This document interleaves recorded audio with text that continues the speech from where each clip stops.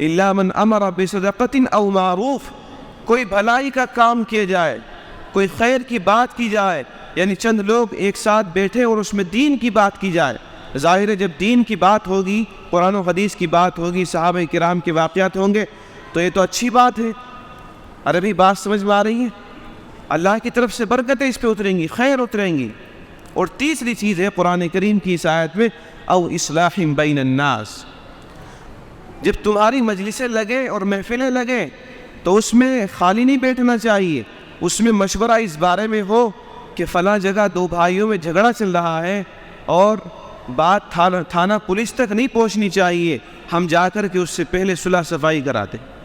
इस्लाह ban अन्नास का मतलब ये है कि लोगों के दरमियान घूमो, चलो फिरो, कहाँ किस किस का किससे झगड़ा हो रहा है, झगड़े को ख़त्म करो। मेरे भाइयों, आपने देखा होगा पुराने ज़माने में गांव देहात के अंदर, कस्बों के अंदर गांव की पंचायतें होती थी। अगर दो पार्टियों में झगड़ा हो जाया करता था तो थाना पुलिस तक तो बात बहुत बाद में पहुंचती थी, बल्कि अक्सर पहुंचती नहीं थी। गांव के मुखिया और गांव के जो है प्रधान जी या पंचायत उसको हल कर दिया करते थे। ये बाज़ वाक़यात हमने भी देखे हैं, बड़े बड़े लड़ाई झगड़े हो गए, कत्ल तक नौबत आ गई, लेकिन थाने पुलिस तक बात नहीं पहुंची। क्यों नहीं पहुंची? इसलिए कि उन लोगों के अंदर ये हमदर्दी थी कि यार सुलह सफाई कराना अच्छी चीज़ है, सुलह सफाई कराओ, बात को बढ़ाओ नहीं। आज क्या है, आज किसी भी गांव में कोई जिम्मेदार नज़र नहीं आता, किसी कस्बे में कोई जिम्मेदार नज़र नहीं आता है। लोग बेहाल है, बेयारो मददगार है, परेशान है, लड़ रहे हैं, झगड़ रहे हैं, दो पार्टियों में झगड़ा होता है, बात थाना पुलिस तक पहुंचती है और 10,000 रुपये इसके लगते हैं, 20,000 रुपये उसके लगते हैं और दुश्मनी आगे तक के लिए मोल ली जाती है और नतीजा कुछ नहीं निकलता। भाई अगर एक आदमी ने दूसरा आदमी को कुछ कह दिया है तो बेहतर तो यह है कि वो उससे माफ़ी मांग ले, लेकिन अगर माफ़ी नहीं मांगी, झगड़ा हो रहा, तो गांव के कस्बों के बड़े लोगों की जिम्मेदारी ये बनती है कि वो उनके बीच आए। लोग आते हुए डरते हैं, भाई क्यों डरते हो तुम लोग? तुम्हारा अगर अंदर हिम्मत नहीं है तो किसी और को बड़ा बनाओ। बस्ती वालों ने तुम्हें प्रधान बनाया है, तुम्हें चेयरमैन बनाया, क्यों बनाया चेयरमैन? क्या सिर्फ इसी बात के लिए कि तुम अपने घर बार को अच्छा करो, अपने कारोबार को अच्छा करो, अपनी प्रॉपर्टी जमाओ, अपना बैंक बैलेंस जमाओ और लोगों की हमदर्दी ना करो, लोगों की दरमियान सुलह सफाई ना करो, इसलिए तुम्हें चेयरमैन और प्रधान बनाया? अल्लाह के नबी अलैहिस्सलातु वस्सलाम जो पूरे जजीरे अरब के बादशाह थे, अमीर थे, जो सुपर पावर ताकत उनके हाथ में थी, उसके बावजूद, इतने बड़े आदमी होने के बावजूद, जो पूरी दुनिया के बादशाह थे, आप दो पार्टियों के दरमियान जाते थे और लोगों के दरमियान सुलह सफाई कराते थे। एक मर्तबा दो ख़ानदानों में झगड़ा हो गया, आप अलैहिस्सलातु वस्सलाम चंद लोगों को लेकर के गए और जाकर के उनको समझाया। जाहिर है जब झगड़ा होता है तो इधर की भी सुननी पड़ती है, उधर की भी सुननी पड़ती है, तब जाकर के सुलह सफाई करानी पड़ती है। आप अलैहिस्सलातु वस्सलाम को कई घंटे लग गए, नमाज का वक्त हो गया, नमाज के लिए सहाबा किराम मस्जिद में जमा हो गए, आप अलैहिस्सलातु वस्सलाम का इंतज़ार कर रहे कि अल्लाह के नबी तशरीफ़ नहीं लाए, नमाज पढ़ाएंगे। नमाज के लिए देर हो गई, नमाज के लिए देर हो गई, किस वजह से? लोगों के दरमियान सुलह सफाई कराने की वजह से। यानी आप खुद देखो, नमाज इतनी बड़ी चीज़ है, इतनी बड़ी चीज़ है कि शरीयत इस्लाम का एक अहम रुकन है, उसके लिए आप अलैहिस्सलातु वस्सलाम लोगों के दरमियान सुलह कराने को अहमियत दे रहे हैं और नमाज को मुअख्खर कर रहे हैं। क्यों? इसलिए कि जब झगड़ा होता है तो दो ख़ानदान तबाह होते हैं। जब झगड़ा होता है तो महल्ले और पड़ोस की बुनियाद पर अगर झगड़ा होता है तो कई महल्ले वाले परेशान रहते हैं। अगर बस्ती और गांव की बुनियाद पर झगड़ा होता है तो कई कई गांव उसकी जद में आ जाते हैं, तबाह व बर्बाद हो जाते हैं। आज हमारा मुस्लिम मुआशरे आप देखिए, उठा करके देखिए, निगाह उठा करके देखिए, कितना परेशान है। हर जगह तबाही है, बर्बादी है, यहाँ झगड़ा, वहाँ झगड़ा, दुकान पर झगड़ा, ज़मीन पर झगड़ा, बच्चों के खेल पर झगड़ा, मकान बनाने पर झगड़ा, दीवार पर प्लास्टर कराने पर झगड़ा, नाली पर झगड़ा, पैली पर झगड़ा, हर चीज़ पर झगड़ा है और सुलह सफाई कराने को कोई तैयार नहीं। یہ کیا ہو گیا ہمیں؟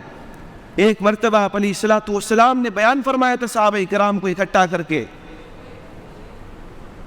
میرے صحابہ الا ادلکم علی عمل افضل من الصیام والصدقہ والصلاۃ او کما قال علیہ الصلوۃ والسلام، کہ میرے صحابہ کیا میں تمہیں ایک اہم کام بتاؤں جو نماز سے بھی بڑھ کر ہے، جو روزے سے بھی بڑھ کر ہے، اور جو صدقہ اور خیرات سے بھی بڑھ کر ہے؟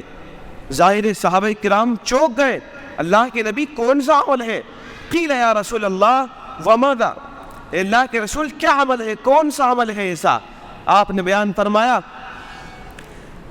اصلاح ذات البین، لوگوں کے درمیان صلح صفائی کرانا۔ دیکھیے اللہ کے نبی کیا ارشاد فرما رہے ہیں، وہ نماز کہ جو ہمیں جنت میں لے کر جائے گی، جو نماز عرش کا مقام رکھتی ہے، وہ روزہ جو ہمارے لیے ڈھال ہوتا ہے، وہ صدقہ اور خیرات جو اللہ کے غصے کو ٹھنڈا کرتا ہے، ان تمام چیزوں سے بڑھ کر ہے لوگوں کے درمیان صلح صفائی کرانا، اصلاح ذات البین، لوگوں کے جھگڑے کو نمٹانا، ختم کرانا۔ اور اس کے بعد فرمایا کہ وفساد ذات البین الحالقہ، یاد رکھو مسلمانوں، پوری دنیا کے مسلمانوں سے یہ بات کہی جا رہی ہے، کسی ایک برادری سے یا کسی ایک خاندان سے یا کسی ایک ملک کے رہنے والے سے یہ بات نہیں کہی جا رہی ہے، بلکہ پوری انٹرنیشنل لیول پر یہ بات کہی جا رہی ہے۔ اللہ کے نبی کی یہ بات ہے کہ وفساد ذات البین الحالقہ، آپسی جھگڑا اور آپسی نا اتفاقیہ یہ مونڈ دینے والی چیز ہے، مونڈ دینے والی چیز۔ آدمی کو اگر گنجا کر دیا جائے تو کتنا برا لگتا ہے وہ آدمی۔ یہاں موڑنے سے مراد ہے کہ آپ آپس کا جھگڑا اور آپس کی نا اتفاقی یہ ہمارے دین کو موڑ دے گی، یہ مسلم معاشرے کو کمزور کرے گی۔ وہ لوگ 313 تھے یا 1000 تھے، وہ لوگ 10,000 تھے یا 20,000 تھے، وہ لوگ 1,00,000 تھے یا 10 لاکھ تھے، آج کے ملینوں پر بھاری تھے۔ آج کے ملینوں اور بلینوں کی تعداد ہے، اور ان کی 313 اور 1000 کی اور 10,000 کی تعداد تھی۔ ایسا لگتا ہے کہ ان میں اتنی خطرناک انرجی تھی کہ آج پورے دنیا اگر مل جائے تو ان کی انرجی کا مقابلہ نہیں کر سکتی۔ وہ کیوں؟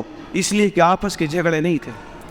جھگڑے اگر ہوتے تھے تو اللہ کے نبی ختم کرا دیا کرتے تھے۔ اللہ کے نبی کے بعد جب گدی پر بیٹھتے ہیں ابوبکر صدیق اکبر تو وہ جھگڑے کو ختم کرا دیا کرتے تھے۔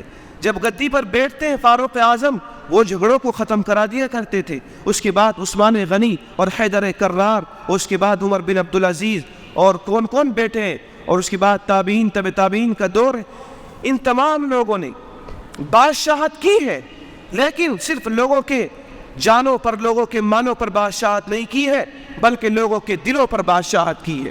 اور لوگوں کے دلوں پر بادشاہت صرف ایسے نہیں ہوگی جیسے آج کل کے بادشاہ جا رہے ہیں، نہیں، بلکہ لوگوں کے درمیان جا کر کے ہوگی۔ آج اگر دو پارٹیاں کسی بڑے آدمی کے پاس چلی جائیں صلح کرانے کے لیے تو بڑے افسوس کے ساتھ یہ بات کہنی پڑتی ہے کہ شرم آتی ہے اس کو مسلمان کہتے ہوئے۔ وہ ان مسلمانوں سے 20-20 ہزار روپے اور لاکھ روپے فیصلے کرانے کے لیے تھا۔ آج اگر کسی کی بیٹھک پر فیصلہ کرانے کے لیے پہنچ جائے تو بغیر پیسے کے، بغیر 20,000 روپے 30,000 روپے دیے فیصلہ نہیں ہوتا ہے۔ کتنے افسوس کی بات ہے۔ یہ اللہ کے نبی کے امتی ہیں، امتی کہلانے کے لائق نہیں ہیں۔ اپنے آپ کو مسلمان کہنا چھوڑ دو، بالکل ایسے لوگ توبہ کر لو اور دوبارہ سے اسلام میں داخل ہو اگر اپنے آپ کو مسلمان کہلانا ہے۔ اللہ کے نبی علیہ الصلوۃ والسلام لوگوں کے درمیان صلح صفائی کرانے جا رہے ہیں، نماز کے لیے دیر ہو رہی ہے، آخر کوئی تو بات ہوگی۔ آج ہر گھر میں، ہر خاندان میں، ہر پریوار میں، ہر محلے میں، ہر بستی میں جھگڑا ہے اور کوئی صلح صفائی کرانے کو تیار نہیں ہے۔ اس لیے میرے بھائیوں، آپ میں سے سمجھدار لوگ اٹھیے اور کھڑے ہوئیے، کمیٹیاں بنائیے محلے کی بنیاد پر، کمیٹیاں بنائیے برادریوں کی بنیاد پر، اور سمجھدار لوگوں کو اپنے ساتھ لیجئے کہ اگر کہیں جھگڑا ہوتا ہے تو ہم اس جھگڑے کو ختم کرائیں گے۔ ہاتھ اٹھائیے، کون کون تیار ہے؟ ہاتھ اٹھائیے آپ۔ یہ جذباتی بیان نہیں ہے، ایک ذمہ داری ہے۔ ہم گاؤں گاؤں جا رہے ہیں، دیکھ رہے ہیں کوئی بڑا آدمی صلح کرانے کو تیار نہیں ہے۔ بتاؤ آپ کون کون تیار ہے لوگوں کے درمیان صلح صفائی کرانے؟ ہاتھ کھڑا کیجئے بھائی. اور کون کون تیار ہے؟ پیچھے سے ہاتھ کھڑا کیجئے. آپ عہد کریے اللہ کے گھر میں بیٹھ کر کے کہ آج سے ہم خود جھگڑا نہیں کریں گے. کہو اپنی زبان سے. اور اگر کہیں جھگڑا ہوتا ہوا دیکھیں گے تو اس جھگڑے کو مٹائیں گے، ختم کرائیں گے. ہم اگرچہ بستی کے چیئرمین نہیں ہیں، بستی کے پردھان نہیں ہیں، لیکن کیا ہوا، ایک مسلمان تو ہے. اور اللہ کے نبی کے ہر ایک امتی کی ذمہ داری بنتی ہے.